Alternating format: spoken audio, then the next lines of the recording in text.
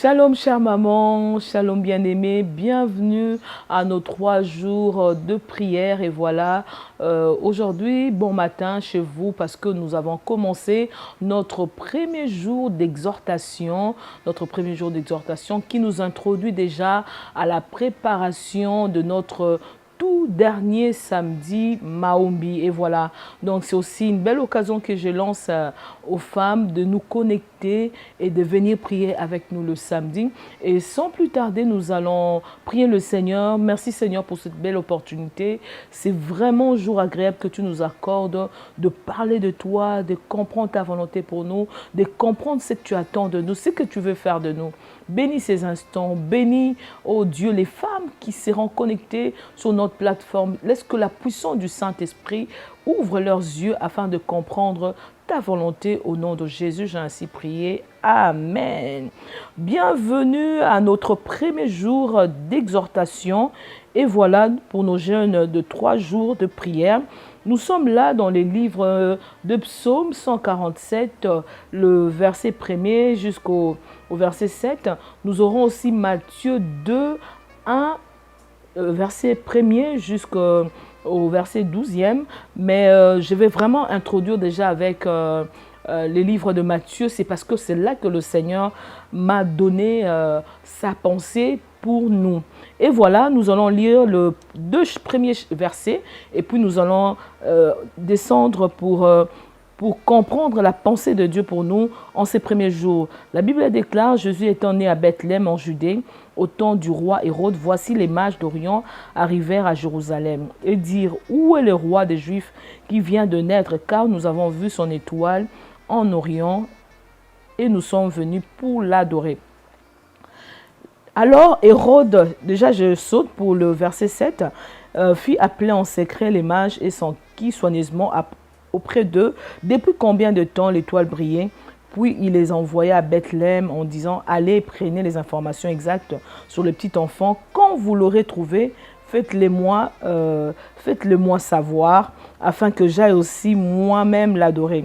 Après avoir entendu le roi, ils partirent, et voici l'étoile qu'ils avaient vue en Orient marcher devant eux, jusqu'à ce qu'en étant arrivés au-dessus du lieu où était le petit enfant, elle s'arrêta. Quand ils aperçurent l'étoile, ils furent saisis d'une grande joie. Ils entrèrent dans la maison, virent le petit enfant avec Marie, sa mère, se prosternèrent et l'adorèrent. Ils ouvrirent ensuite leur trésor et offrirent en présent de l'or, de la songe, de la myrrhe. Puis divinement avertis en songe de ne pas retourner.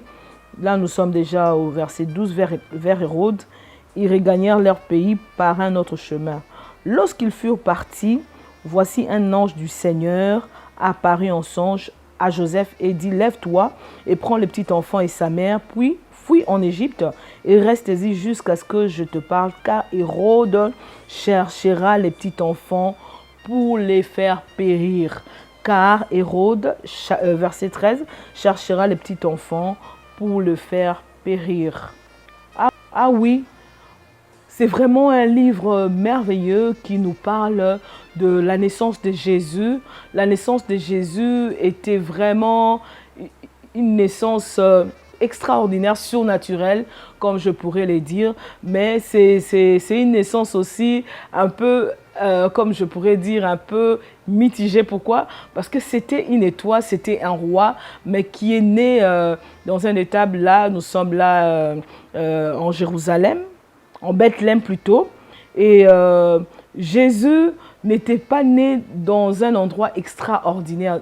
Dieu a choisi un endroit un peu méprisé, hein, un endroit pas de grande valeur pour que Jésus soit né. Et voilà, le Seigneur a identifié la naissance de Jésus par un astre, parce que c'était une référence. La référence, Jésus était notre référence. Donc, il fallait que cette étoile-là puisse briller pour servir de référence, pour servir de boussole même aux mages qui devraient aller l'adorer. Et le Seigneur me disait que lorsque nous venons au monde, lorsque chacune d'entre nous naît, elle naît pour un but. Jésus était né pour un but spécial. Son but était d'abord de sauver l'humanité.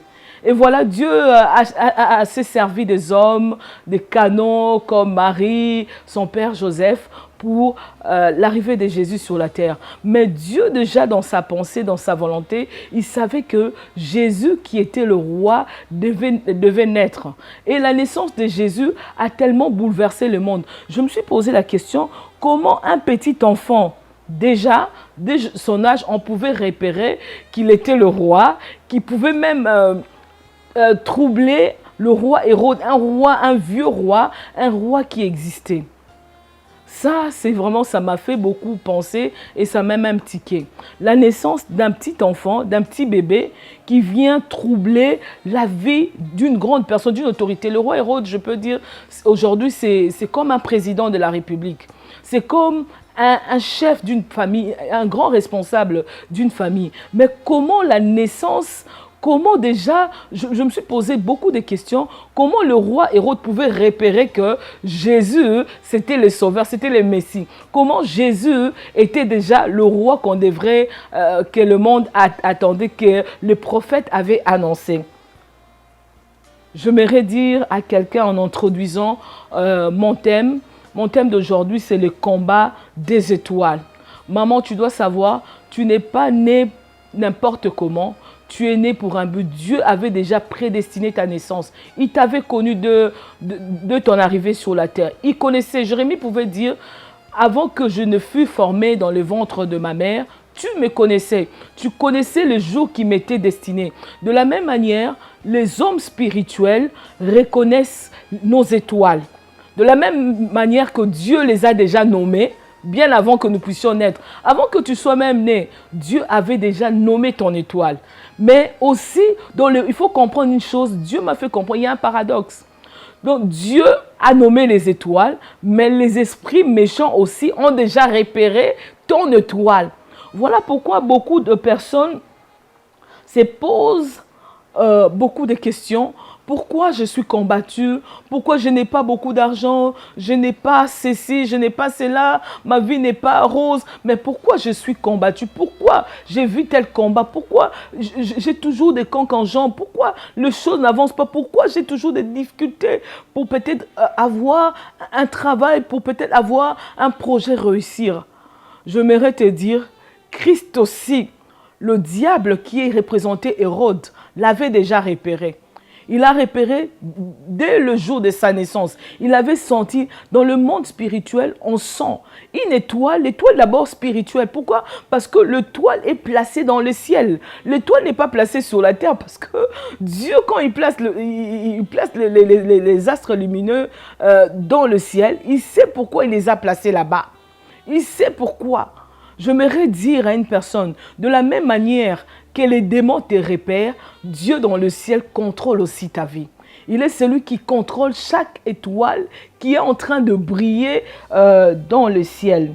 Alors, j'aimerais dire, ton but d'existence sur la terre, Jésus devrait naître. Pourquoi? Parce qu'il devrait sauver. Il devrait apporter le salut.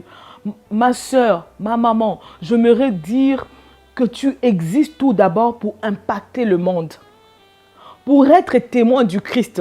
De la même manière que Christ est né pour faire de nous des ambassadeurs, pour faire de nous des témoins, pour faire de nous des fils de Dieu. C'est de la même manière que Dieu, lorsque chaque enfant, surtout chaque chrétienne, lorsque tu nais sur la terre, ton but d'abord, c'est d'abord d'impacter la terre, d'être un témoin de Jésus.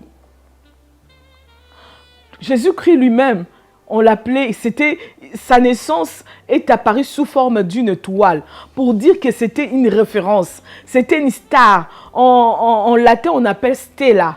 Stella, en anglais, on appelle star. Star, c'est ce qui brille, c'est ce qui rayonne. C'est une personne connue qui impacte. Et c'était ça. Jésus-Christ qui est le soleil de la justice, sa naissance a fait écho. Et aujourd'hui, j'aimerais dire que tu es né comme Jésus pour accomplir le programme de Dieu sur la terre. Voilà pourquoi je dis que tu es d'abord témoin de Dieu, témoin du Christ. Et le plan de Dieu pour nos vies, pour nous, est que nous puissions briller afin de lui ressembler. Raison pour laquelle tu vas engager des ennemis. Les ennemis, les personnes qui vont te combattre pour ne pas te laisser libre cours, pour ne pas te laisser arriver ou bien accomplir le plan de Dieu dans ta vie. C'est pour ça que tu vas rencontrer des combats, des résistances. C'est pour ça que tu te poses la question, pourquoi moi toujours les combats? Pourquoi toujours moi? Qu'est-ce qui m'arrive? Parce que tu es une étoile. Une étoile brille au milieu des ténèbres. C'est ce que le Seigneur m'a dit. Une étoile ne brille pas là où il y a la lumière. Pour bien voir l'étoile, on le voit la nuit. Au milieu de la nuit, c'est là qu'on voit. Dans le ciel, il y a une étoile qui brille. Oui, c'est vrai, ta vie est couverte de ténèbres. Ta vie est couverte de choses compliquées, difficiles, indésirables, comme je le dis. Tu ne le désires pas. Mais je me redis, Dieu sait pourquoi il couvre ta vie. Il permet, Dieu permet. Dieu permet, parce que Dieu n'a pas des projets, des malheurs pour nous. Il a des bons projets. Il permet que Hérode puisse te poursuivre, que Hérode engage des gens pour aller te repérer, engage des gens pour te faire périr. Mais une chose est vraie, le plan d'Hérode ne s'accomplira pas. Parce que dans nos vies, il n'y a que le seul programme de Dieu qui peut s'accomplir. Et vous allez comprendre que la naissance d'un petit enfant, Jésus, pouvait bouleverser le roi Hérode. Au chapitre 13, au verset 13, la Bible nous le dit. Dans les livres de Matthieu, j'ai dit, Seigneur, heureusement, nous avons le Saint-Esprit. Le Saint-Esprit qui nous aide à comprendre à Joseph de fuir avec Marie, de fuir avec l'enfant Jésus. Parce que pourquoi? Hérode était troublé et il voulait faire périr. J'aimerais dire, parce que ton étoile doit briller, tu dois rencontrer des combats. Tu dois rencontrer les difficultés. Tu dois rencontrer les oppositions. Tu dois rencontrer les choses contraires. Et Dieu veut qu'au milieu de ces choses-là, qu'il puisse manifester sa gloire. Il puisse manifester sa gloire. Et il y avait un ressenti des gens dans le spirituel. Les parents de Jésus ont ressenti que non, Jésus était en danger. Ils l'ont amené quelque part, ils sont allés se cacher. Moi, pour moi, j'aimerais dire, se cacher, c'est aller en retraite. Ils sont allés quelque part, aller prier. J'aimerais dire, lorsque tu as des combats dans ta vie, des combats par rapport à ton étoile, par rapport à tes projets, par rapport à tes enfants, par rapport à ton mariage, cherche la présence de Dieu. Va en retraite, va prier, va te cacher. Cherche Dieu à travers le jeûne, les prières, comme nous sommes en période de jeûne et prière. C'est un bon moment, un bon temps pour nous de le chercher de tout cœur. Il dit, vous me chercherez, vous me trouverez. Je me laisse chercher par ceux-là je me laisse trouver par ceux-là qui me cherchent. Cherchez-le. Va en retraite comme Marie, déplace-toi. Va chercher Dieu pour que le plan de Hérode ne s'accomplisse pas. Et j'aimerais dire encore, nous allons lire encore le chapitre 147 du psaume. La Bible déclare dans le verset 4, « Il compte le nombre des étoiles et leur donne à tous les noms. Notre Seigneur est grand, puissant par sa force. Son intelligence n'a point de limite. L'Éternel soutient les malheureux. Il abaisse les méchants jusqu'à terre. » Chantez à l'Éternel des actions de grâce. Célébrez notre Dieu avec harpe. J'aimerais dire à quelqu'un, c'est vrai que le diable combat ta vie. Il combat tes projets. Parce qu'il ne veut pas voir tes projets s'accomplir. Le héros ne voulait pas que Christ accomplisse sa mission sur la terre, de sauver l'humanité, de donner, de restaurer les vies, de réparer. Comme le livre de Psaumes dit, il guérit ceux qui ont le cœur brisé. Il pense leurs blessures. Le diable ne pouvait pas, Hérode ne pouvait pas laisser Christ accomplir la mission. De sa naissance, il voulait le tuer. C'est pour ça que nous remarquons que nos projets, dès que nous entamons un projet, dès que nous amorçons un projet, nous voulons faire quelque chose. C'est là que les combats s'élèvent, c'est là que les maladies s'élèvent, c'est là que les complications. Parce qu'il sait, le but est que la gloire de Dieu soit visible dans ta vie. Mais j'ai la bonne nouvelle. Ils peuvent te combattre, comme je parlais des combats des étoiles. Mais il y a une chose, l'Éternel t'accordera la victoire dans ces combats. L'Éternel, au milieu des ténèbres, il permettra à ce que sa gloire soit manifeste. Il faudra en sorte que l'écho s'entende. Les gens ont compris ces jours-là qu'il y avait un roi qui était poursuivi. Lorsque vous lisez les livres de chapitre Matthieu 2, vers le bas 14, 15, 16, vous allez comprendre à cause de la naissance de Jésus, d'autres petits enfants garçons étaient victimes. On avait tué tous les mâles, tous les bébés mâles. Pourquoi? Parce que pourquoi? Hérode ne voulait pas que un roi vienne sauver l'humanité. Je m'aurais dit, tu es une étoile, tu es une source de bénédiction pour ta famille, tu es une source de bénédiction pour des nations, tu es une source de restauration. Voilà pourquoi le diable a été combat. Mais toi, ne laisse pas. Prie comme Marie et Joseph. Demande, sois toujours en intimité. Pour que le Saint-Esprit puisse parler à Joseph et Marie, il fallait que Joseph et Marie soient des hommes soient un homme et une femme qui demeurent dans la présence de Dieu. Parce que l'ange ne pouvait pas apparaître là où la présence n'y est pas. C'est dans le lieu merveilleux, c'est dans sa présence que les anges apparaissent. Quand vous lisez, vous allez lire l'histoire de Jacob à Bethel. Jacob était en train de chercher Dieu. C'est alors qu'il y a eu un mouvement. Les anges montaient et descendre. Et c'est là que Dieu a changé son nom. C'est la même manière. Jésus, le Père, les parents de Jésus étaient dans la présence de Dieu, ce qui fait que le Saint-Esprit les a révélés. J'aimerais dire à quelqu'un, à chaque fois que tu seras dans la présence de Dieu, tu seras en intimité avec le Saint-Esprit, tu seras à la recherche du Saint-Esprit, alors il va divinement t'avertir de choses, il va divinement t'avertir les combats de ta vie, les combats qui font en sorte que tu ne puisses pas voir la main de Dieu, il va t'avertir des choses afin que tu ne puisses pas être victime de ces combats. Parce que beaucoup de gens sont victimes de leurs combats.